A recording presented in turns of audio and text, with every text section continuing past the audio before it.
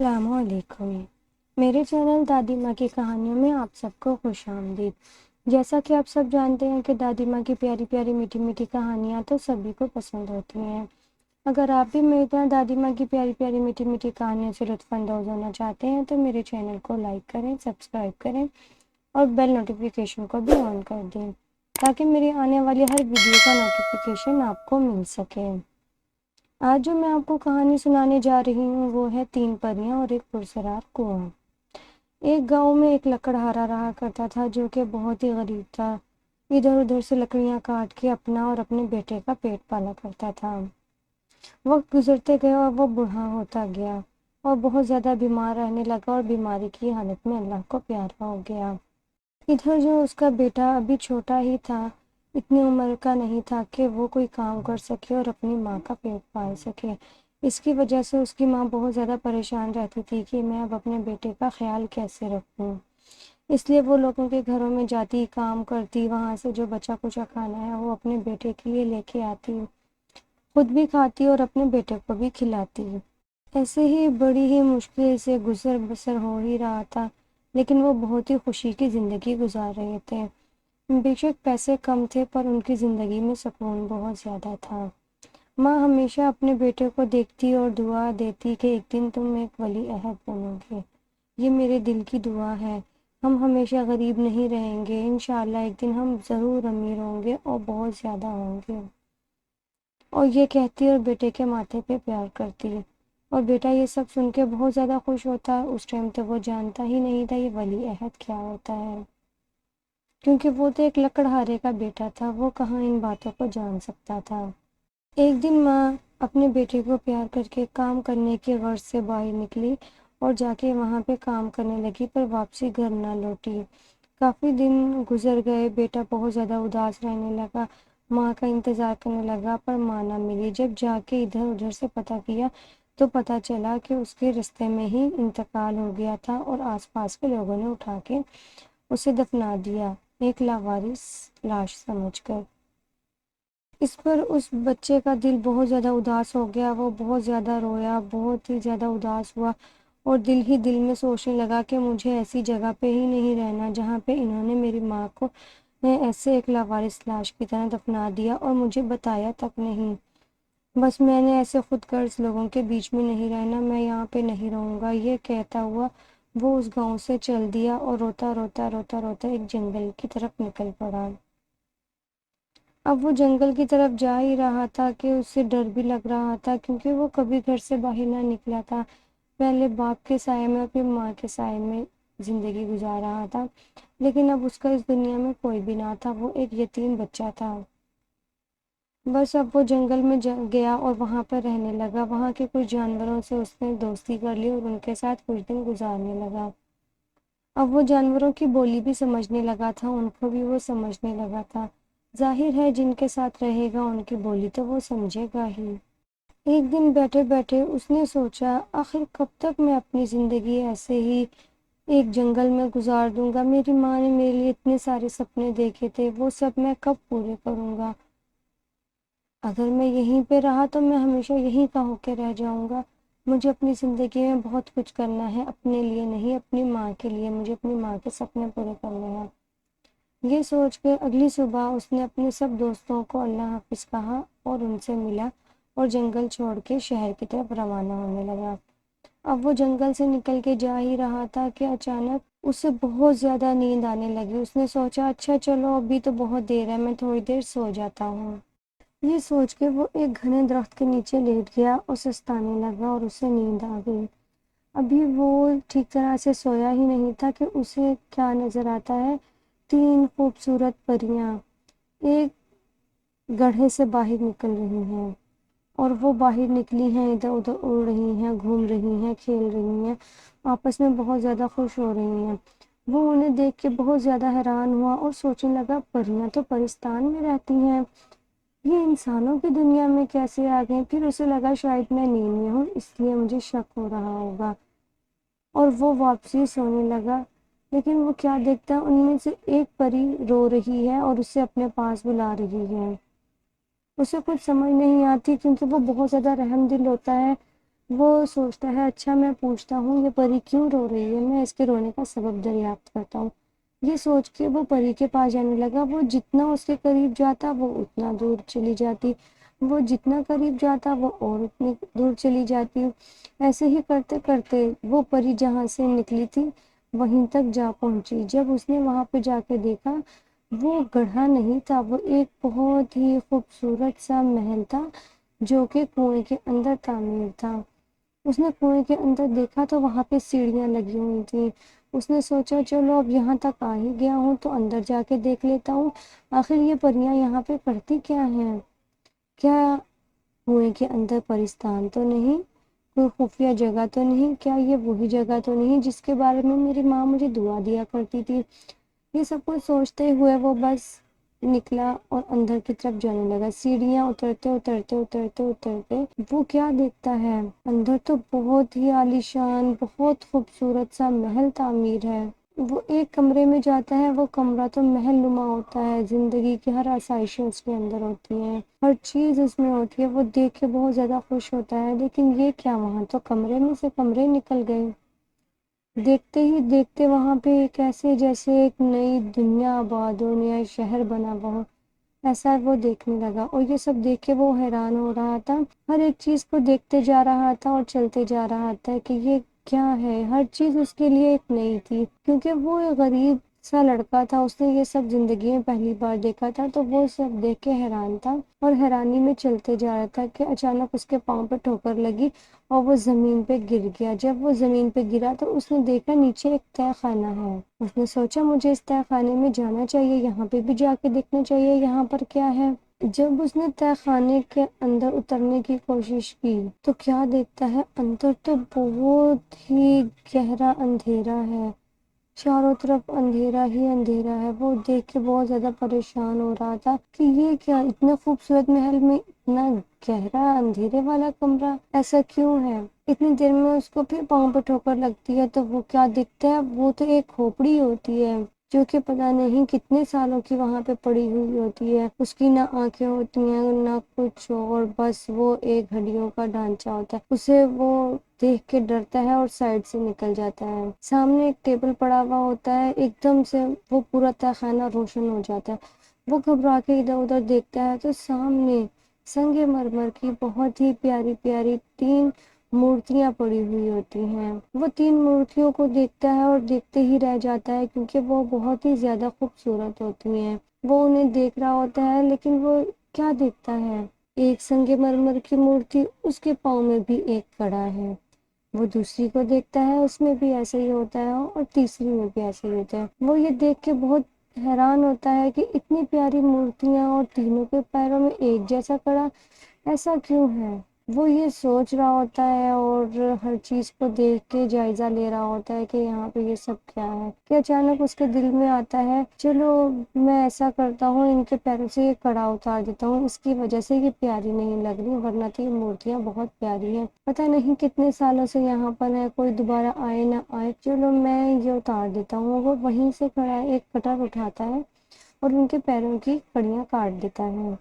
جیسے ہی وہ ایک کڑی کاٹتا ہے دیکھتے ہی دیکھتے وہ تو ایک پری بن جاتی ہے۔ اسی طرح وہ کہتی ہے کہ باقی 2 کے بھی کڑے کاٹ دو، ہم پریاں ہیں، ہمیں ایک جن نے قید کیا ہوا تھا پیروں میں کڑا پہنا کے، اب بس ہمیں یہاں سے جلدی سے لے کے چلے جاؤ اس سے پہلے کہ جن آ جائے۔ ابھی اتنے کہنے کی دیر ہی تھی کہ وہاں پہ وہ جو ایک کھوپڑی تھی جو اس کے پیروں پہ آتے ساتھ لگی تھی، اس میں سے دھواں نکلنے لگا، اس کی آنکھیں لال شعلے کی طرح روشن ہو گئیں اور وہ یکایک ایک جن کی شکل اختیار کر گیا، کیونکہ اس ٹائم رات کا ٹائم ہو گیا تھا اور جن ہمیشہ رات میں ہی آیا کرتا تھا۔ وہ جن دن میں کنویں سے باہر چلا جاتا تھا اور شام ہوتے ہی واپسی آ جاتا تھا۔ اب جب وہ پریوں کو آزاد دیکھتا ہے تو بہت زیادہ غصے میں آ جاتا ہے اور غصے میں آ کے لڑکے کو اٹھا کے ادھر سے ادھر پھینکنے لگتا ہے، اور اس بات پہ لڑکے کی اور جن کی بہت زیادہ لڑائی ہو جاتی ہے، لیکن آخر میں جیت لڑکے کی ہی ہوتی ہے اور وہی کھوپڑی ایسے ہوا میں دھواں بن کے اڑ جاتی ہے۔ اور یہ کیا، وہ جو تہہ خانہ تھا جو کہ اتنا گہرے اندھیرے والا تھا وہ بھی روشن ہو جاتا ہے، ہر طرف وہاں پہ بھی ویسے ہی پھول کلیاں ہر چیز کھل جاتی ہیں، ہر چیز پیاری ہو جاتی ہے جیسے کہ باقی کے سارا محل۔ لیکن اب یہ کیا، وہ پریاں بھی بہت آرام سے بیٹھی ہوتی ہیں۔ لڑکا انہیں کہتا ہے کہ اب تمہیں جلدی نہیں ہے باہر جانے کی، پہلے تو تم کہہ رہی تھی ہمیں باہر جانا ہے، چلو آؤ باہر نکلیں۔ اس پہ وہ پریاں کہتی ہیں اے رحم دل لڑکے، ہم تمہاری بہت زیادہ شکر گزار ہیں، تمہاری وجہ سے ہم اس جن کی قید سے نکل گئے۔ اگر تم نے ہمارے پیروں سے یہ کڑا نہ کاٹا ہوتا تو آج بھی ہم اس جن کی ہی قید میں ہوتے، ہمیں اس جن نے قید کر لیا تھا۔ لڑکے نے کہا ارے صحیح سے بتاؤ آخر ماجرا کیا ہے؟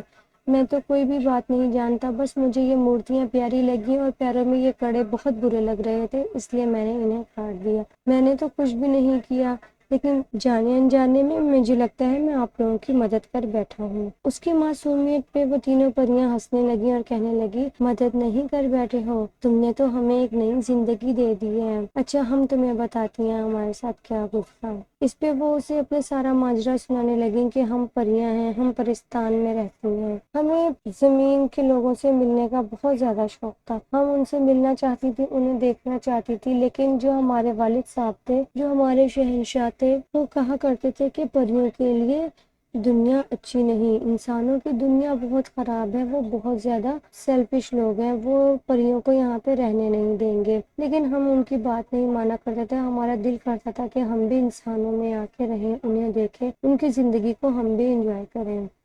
لیکن ہمیں اس چیز کی اجازت نہ ملی، تو ایک دن ہم لوگوں نے ایسا پلان بنایا کہ ہم لوگ شہنشاہ کو بنا بتائے پرستان چھوڑ کے نکل آئے۔